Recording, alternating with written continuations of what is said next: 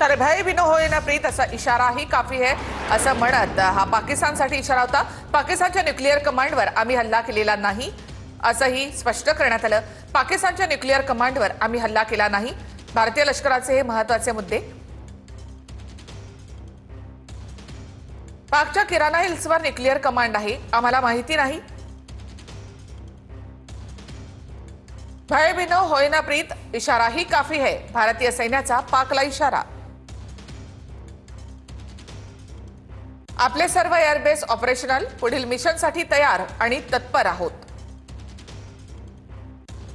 आपली multilayer defence system भेदून पाकला आपल्यावर हल्ला करणं अशक्य आहे असेही भारतीय लष्कराने स्पष्ट केलंय।